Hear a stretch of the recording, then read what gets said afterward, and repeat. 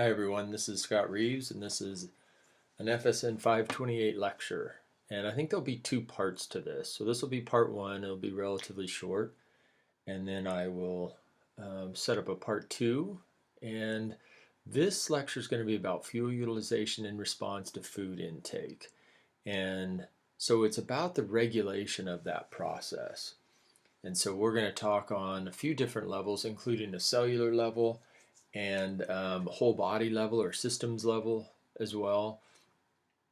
And we're going to start off by just reiterating some important points, and that is that carbohydrates, fats, and amino acids are the main sources of fuel. And one of the challenges is to be able to get through periods where those energy sources are not being consumed. So there is some fasting aspects to this, but there's also the situation where once those fuel sources are consumed, how they can be stored to be used later. And there's lots of regulation that is involved in this, and sometimes that regulation works really well and sometimes it doesn't. And so we're going to talk about that as well. Now, each of these fuel sources has some different potential benefits and some potential downside. So I'll look at that as well. We'll talk a little bit about glycogen storage and triglyceride storage, and then utilization of both glycogen and triglyceride stores. But there's lots of different levels of regulation, and we'll see that in a lot of times there are things that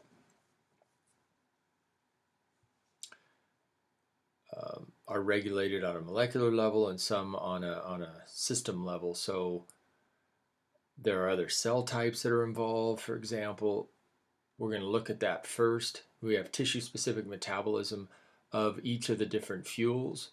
And for example, if we look at the brain, it typically uses glucose. Under normal situations, it exclusively uses glucose.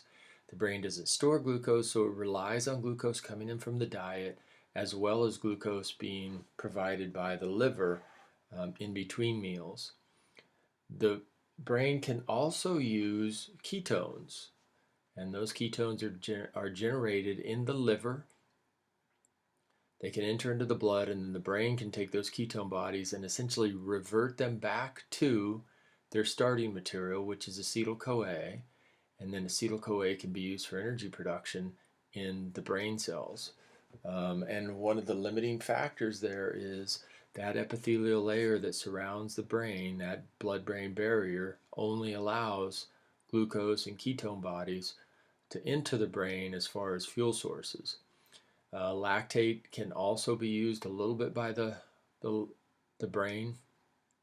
When the plasma concentration is elevated, lactate goes into other tissues, including the brain, and then the lactate can be converted back to pyruvate and then energy from there. The fuels that are released by the brain, there is some lactate that is released. It's a minimal amounts, but there is some. And then if we look at skeletal muscle next, it can use both glucose, it can use free fatty acids. The glucose can come from either within the muscle cells, or the glucose can come from the liver, from either glycogenolysis or gluconeogenesis. The skeletal muscle, of course, does not generate its own glucose. Skeletal muscle can use free fatty acids from the blood. The skeletal muscle can take triglycerides from the blood in the form of either chylomicrons or VLDL, and skeletal muscle can store some of its own triglycerides, which can be hydrolyzed as a fuel source. Skeletal muscle can also use branched chain amino acids, the leucine, isoleucine, and valine. Those branched chain amino acids mostly pass through the liver as far as metabolism goes. The liver won't metabolize them, but the skeletal muscle will break them into molecules that can enter into the Krebs cycle to support energy production in aerobic conditions. So they can be an energy source. And also lactate can be used by skeletal muscle. The fuels released by skeletal muscle, they will release lactate, they will release alanine and glutamine. And as part of that, that is nitrogen metabolism, but they can actually release those into the blood, and then other tissues can use those amino acid carbon skeletons for energy production. The heart tissue can use free fatty acids from the blood, some triglycerides typically from either VLDL or chylomicrons. The heart can use ketone bodies and glucose and also lactate. In general, heart muscle won't release fuels into the blood for other tissues.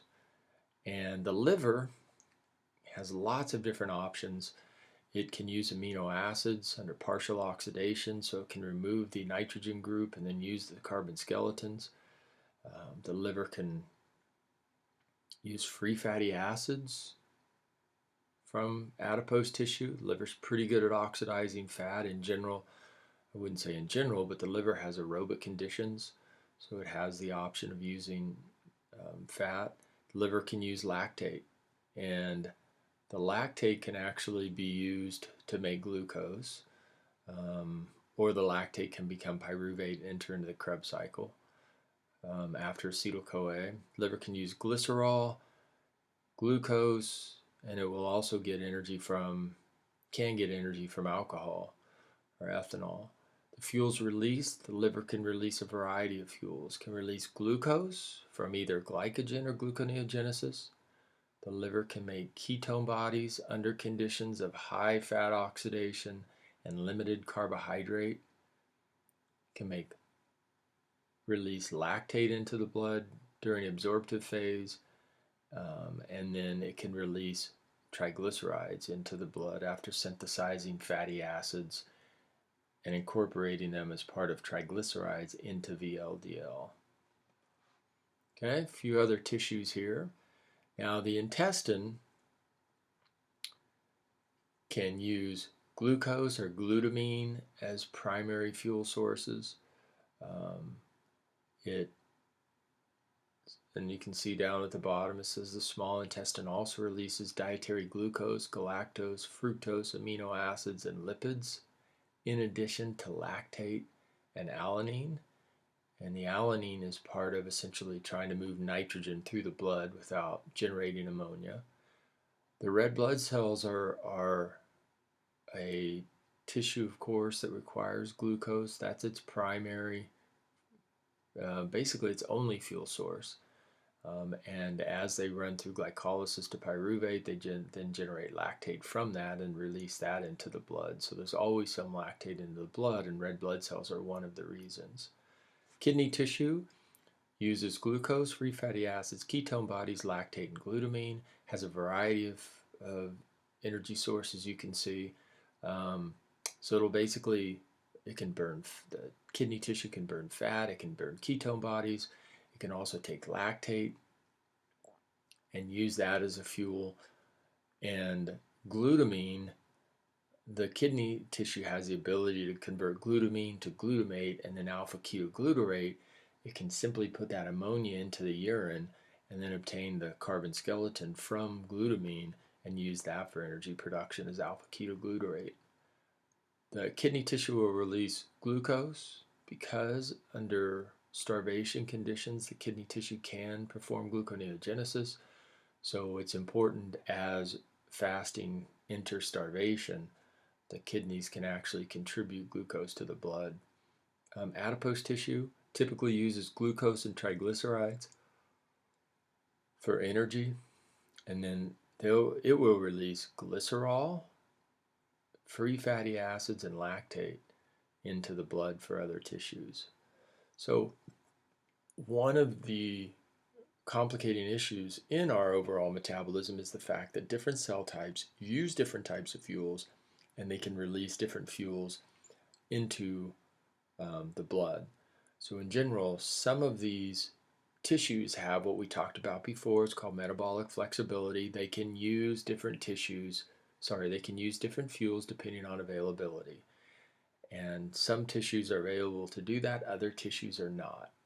So sometimes tissues that rely on specific energy sources, like glucose, are prioritized by the other tissues, and there's a cooperation between tissues that allows the overall system to get through those periods when fuel is not available.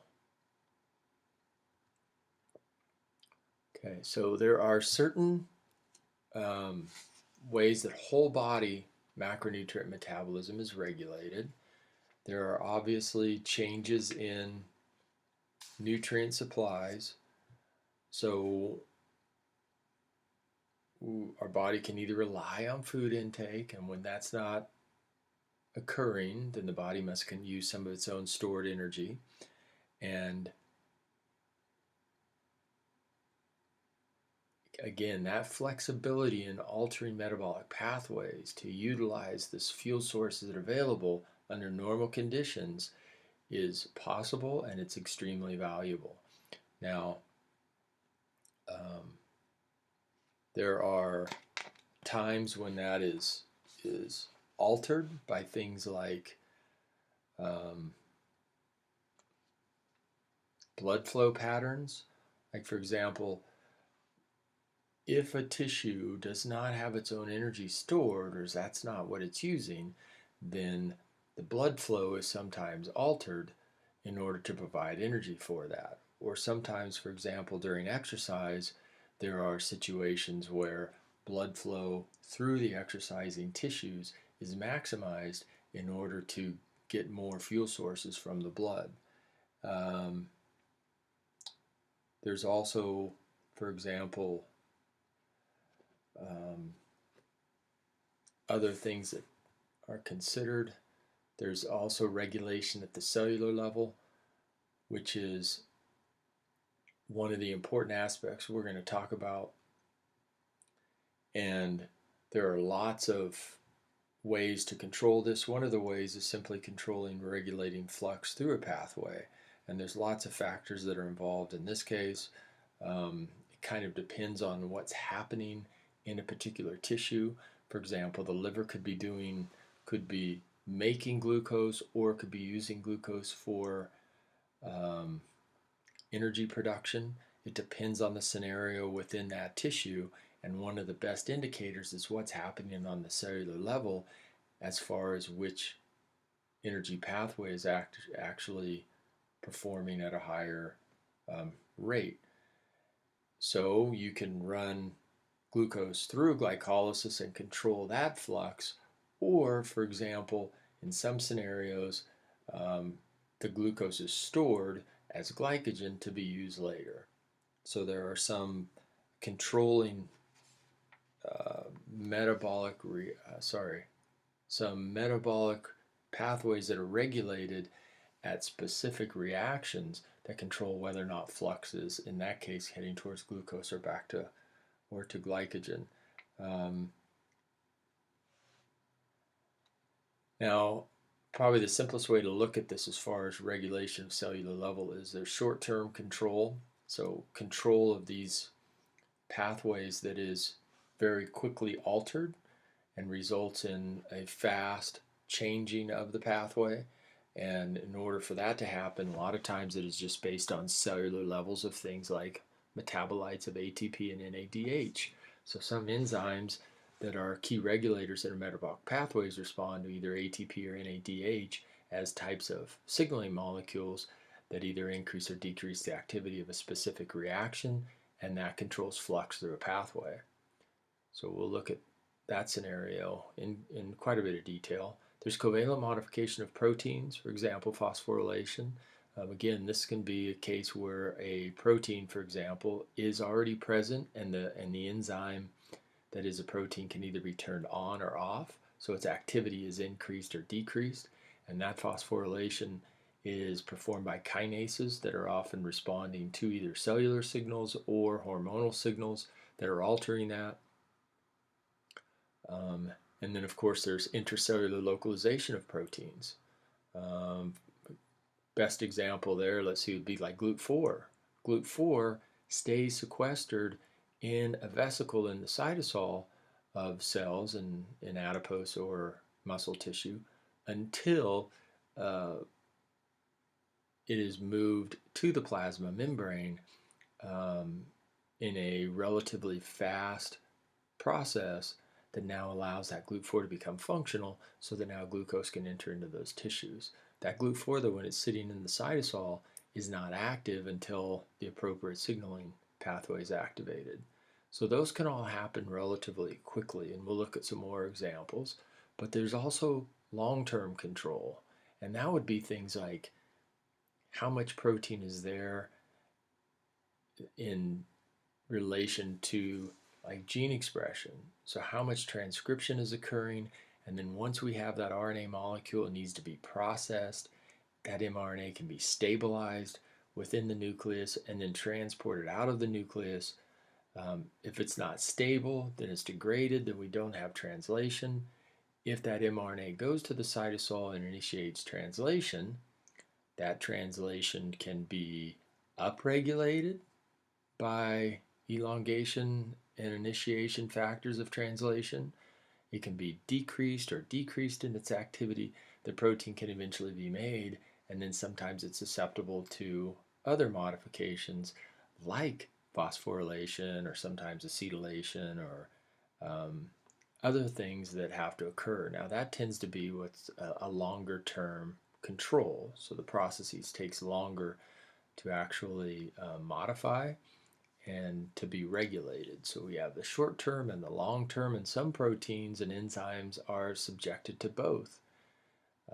They're regulated on a lot of different levels, so sometimes their activity can be regulated on both a short term and longer term basis. Okay, so on a cellular level, and let's look at this particular protein. And this is one of the more important cellular regulators in metabolism. And we haven't really talked about this one yet, so I thought this would be valuable. This is a diagram that shows lots of different options and regulatory aspects of a protein that's called AMPK, and that stands for AMP activated protein kinase. Okay? So as its name implies, it is activated by cellular AMP. Okay?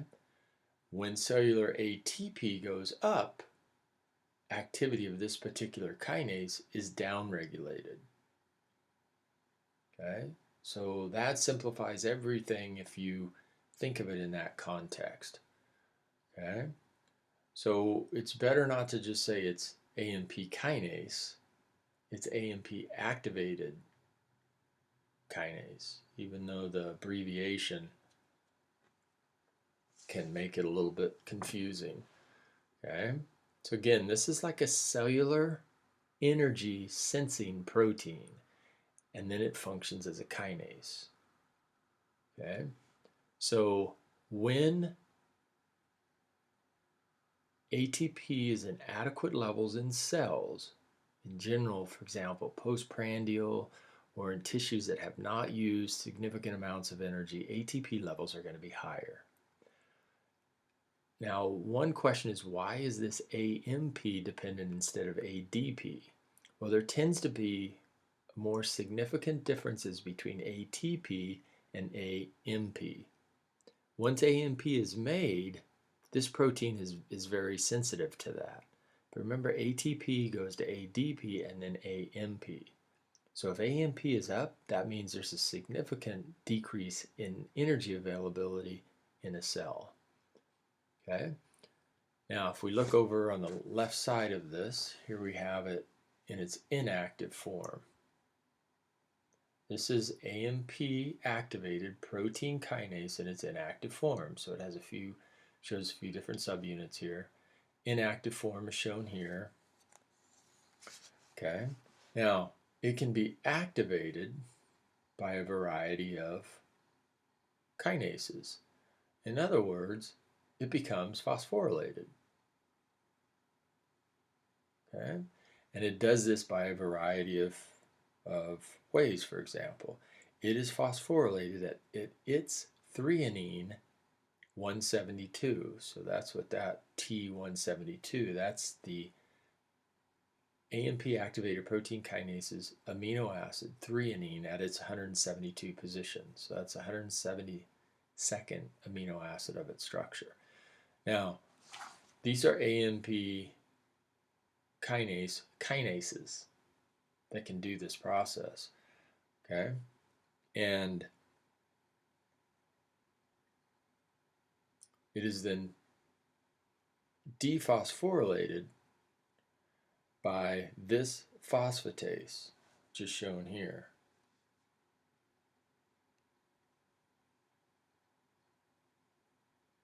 Okay? That phosphatase is the PP2C that removes that phosphate and then activates the enzyme. Well, that phosphatase is inhibited by high AMP. So when AMP goes up, this enzyme is inhibited. So when AMP goes up, this kinase is in its active position. Okay, and there's a few things that can cause that. We'll look at these now. So we have ghrelin, for example. Ghrelin is a hormone released from the stomach that basically goes into the blood and signals the hypothalamus to cause kind of a signal pathway that then activates AMP kinase. Okay. Ghrelin typically increases appetite. So if ghrelin goes up, then appetite is stimulated. And one of the key things that AMP kinase does is it provides energy substrate when necessary. So it's involved in energy production in a lot of different ways. If interleukin 6 goes up, for example, that's a cytokine released by various tissues, but it can stimulate, for example, post-exercise. IL-C tends to go up significantly. That's typically related to the energy of being low in those skeletal muscles because they've just performed physical activity. As it goes up, AMP kinase helps to generate more energy. Now, so in general, when energy status of the cell is low is indicated by a high AMP ATP ratio, AMP kinase is in its active state. Okay. When intracellular calcium goes up, again, a lot of things like physical activity stimulate calcium flux in skeletal muscle, and that would activate the AMP activated protein kinase. Intracellular AMP levels going up, of course, activated ATP decreases it, as well as phosphocreatine. If creatine is phosphorylated, that's a good source of energy, and the cell will basically sense that by working through AMP activated protein kinase. Now, when, for example, this protein, the kinase, is activated in the hypothalamic neurons, it alters neuropeptide Y and agouti receptor protein, I believe that is, AGRP, that decreases energy expenditure and increases food intake.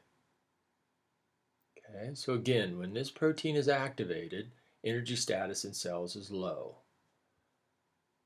That has a way of slowing our energy expenditure, so our metabolism can slow, and it can stimulate food intake, stimulates appetite. Okay? AMP activated kinase typically inhibits RAB-GAPs, and they normally inhibit GLUT4 translocation. Okay? So the AMP kinase inhibits these proteins so that more GLUT4 ends up on the cell membrane, and that can increase glucose uptake. Okay? This is PFK2. cyclic AMP, when cyclic AMP levels go up and AMP activated protein kinase activity is up, it causes an increase in glycolysis in heart tissue because this enzyme that makes fructose 2,6-bisphosphate is upregulated, and that's a key regulator in glycolysis. Okay, muscle, this is LPL, so this is lipoprotein lipase, and this is a fatty acid transporter that helps cells take up fatty acids. Okay, it activates both of these so that now, for example, in muscle, they take up more fatty acid when their intracellular levels of AMP are elevated because of this kinase. Okay, now this kinase inhibits ACC2, which is acetyl-CoA carboxylase 2 and acetyl-CoA carboxylase 1. These are two different forms of an enzyme that convert acetyl-CoA to malonyl-CoA. Malonyl-CoA normally inhibits, this is the carnitine palmitic acid transporter 1. So this protein, CPT1 and shown here, this protein allows fatty acids to go into the mitochondria. Normally malonyl-CoA inhibits that because malonyl-CoA levels go up when fatty acid synthesis is occurring. So when fatty acid synthesis is occurring, malonyl-CoA inhibits beta oxidation of fatty acids by inhibiting the carnitine palmitate transporter. So the fatty acids don't go into the mitochondria for beta oxidation. Okay. However, AMP kinase inhibits the carboxylases that inhibits the malonyl-CoA production, so you no longer have the inhibition of fatty acid beta oxidation. So beta oxidation goes up. In this case, we have decreased hepatic fatty acid, triglyceride, and VLDL synthesis. Okay, so in the case of liver cells, we're decreasing fatty acid synthesis because we want to maximize oxidation. Okay, and that's related to this one too. This is sterol receptor element binding protein 1C, and we talked about 1A before, but this one, and this is hepatocyte nuclear factor 4. This is a transcription factor. Actually, both of these are transcription factors. Okay, that typically decrease hepatic fatty acid, triglyceride, and VLDL synthesis.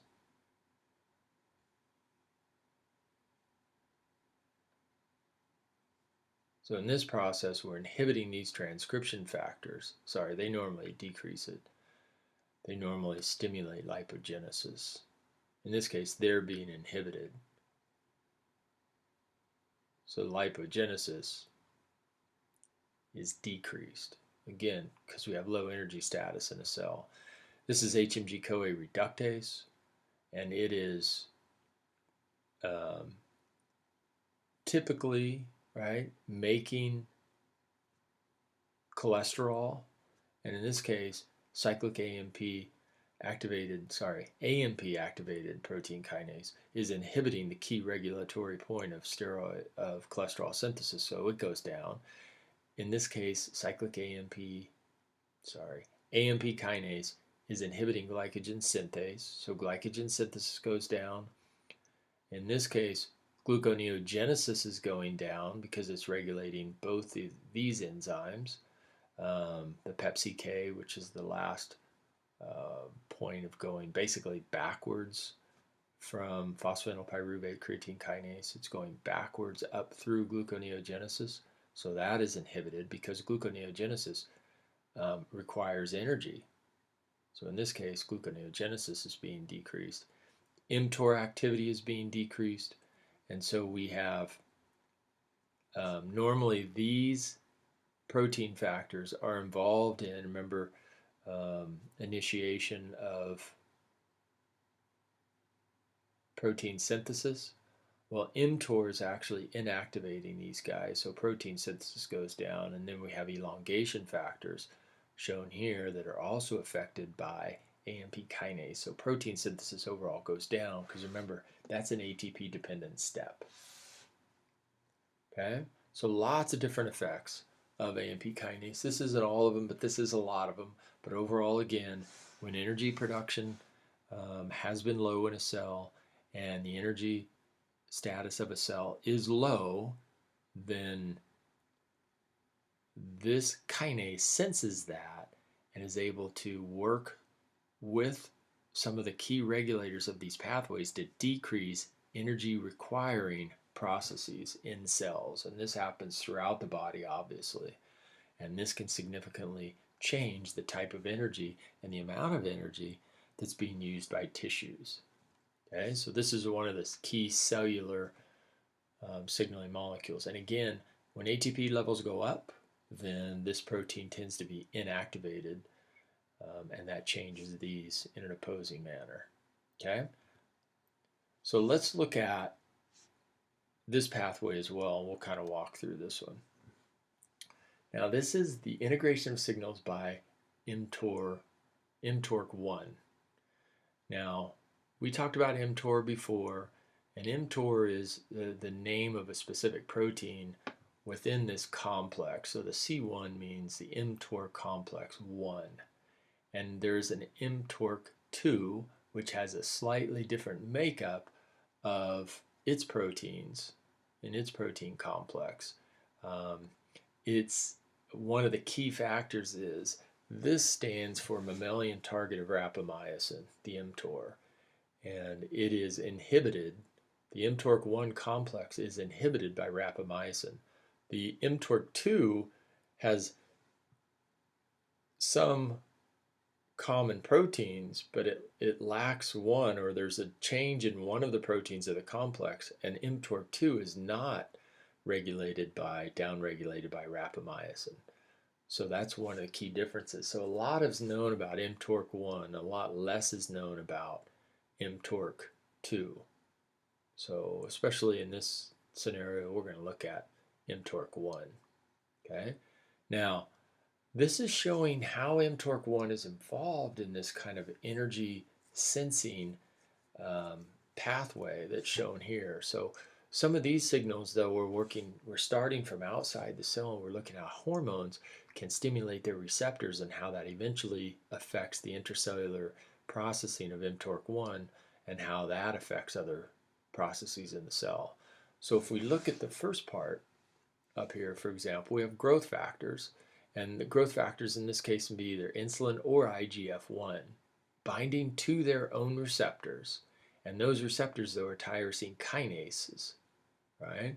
So this is either insulin that is released from the pancreas when glucose is elevated, or when growth hormone has been released, that stimulates the liver to release insulin-like growth factor 1, IGF-1, which will bind to its receptors.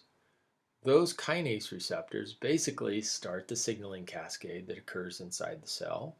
And in the case of the insulin receptor, we remember, once that, actually both of these, when these growth factors, either insulin or IGF-1, bind to its receptor, the receptor autophosphorylates, and in the case of the insulin receptor, it stimulates phosphorylation of IRS1, that's insulin receptor substrate 1, that interacts with a protein called P85, and that activates a protein called, that's the phosphatidylinositol 3 kinase. That converts some of the phospholipids, specifically phosphatidylinositol 4,5 bisphosphate, to phosphatidylinositol 3,4,5 triphosphate. In other words, this phospholipid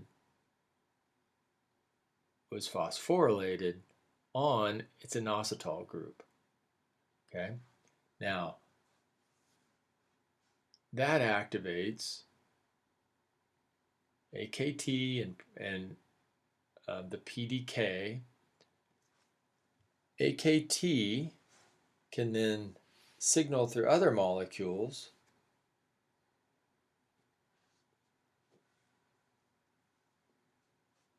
For example, AKT, which is also known as protein kinase B, normally inhibits TSC1 and 2, this complex, and that stands for tuberous, Tuberous, sclerosis protein 2. So, and tuberous sclerosis protein 1, this TSC1 and 2 complex. Okay? That complex normally inhibits the REB-GTP, which is part of the mTOR complex 1. So this is basically an inhibitor of the REB-GTP. So if AKT is active, it inhibits TSC1 and 2, which normally inhibits mTOR complex 1. So if AKT is activated, it's inhibiting the inhibitor of mTOR complex 1. So if AKT is active because of IGF-1 or insulin, then mTOR complex can form. Okay? That's one thing that it's showing. Now, if you see this other arrow over here, AKT is also stimulating directly the phosphorylation of mTOR. So AKT inhibits the inhibitor, and AKT also directly phosphorylates part of mTOR, and that helps activate the complex. Okay? So one of the key factors here is, for example, insulin or IGF-1 activate mTOR. If we remember before, here's some of the things that mTOR does. mTOR can stimulate the S6 kinase. This is a kinase that phosphorylates ribosomal S6 protein. This is part of the ribosomal unit, and eukaryotic initiation factor 4B are now activated. So protein synthesis in that case becomes more favorable. mTOR normally inhibits this interaction between 4-EBP1 and EIF4E. And remember, if these proteins are bound, then they become inactive. So mTOR discourages this interaction so that you now have a phosphorylated, it phosphorylates EBP1, and that discourages the interaction so that now 4-EBP1 and EIF4G and EIF4E, and remember these proteins are involved in the cap interactions that bring that ribosomal complex together. So we also have initiation factors of translation that are activated. So overall, in that case, we have mTOR that is increasing protein synthesis. We also have mTOR here decreasing autophagy. So it's turned off by mTOR activation. These proteins, I don't think we mentioned any of these, but for example, this ATG13 is an atropine protein that stimulates part of the ubiquitin and autophagy pathways here. So mTOR essentially decreases autophagy or protein degradation by inactivating these proteins. It stimulates protein synthesis by activating these, and mTOR activates translation initiation because it phosphorylates EBP1, and that allows these proteins to function as elongation initiation factors. Okay. Now, what else is going on over here? If we look at this, here's amino acids that can actually enter into these cells. So a variety of amino acids. The essential amino acids are more potent than non-essential. Of the essential amino acids, leucine is the most important signaling molecule here. And leucine, for example, will stimulate the activation of mTOR, and that causes protein synthesis to go up and protein degradation to go down.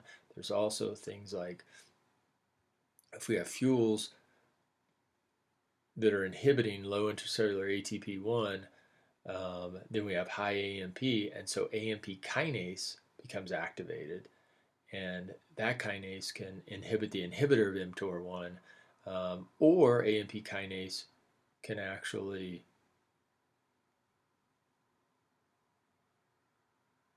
inhibit mTOR1. Oh yeah, no. AMP1 would actually, sorry, AMP1 would stimulate the inhibitor of mTOR. So now mTOR would not be active. And again, if AMP kinase activity is up, that means cellular energy status is low. So mTOR won't be active. Does that both through the the TSC1-2 complex, but also directly inhibits mTOR complex formation. Okay, I think we went through everything there. So quite a bit there. I would kind of break that into pieces and look at it in various ways. Okay, the metabolic fates of macronutrients. Okay, I'm going to do this in part 2, so I'm going to stop right here for now, and I'll start up with part 2.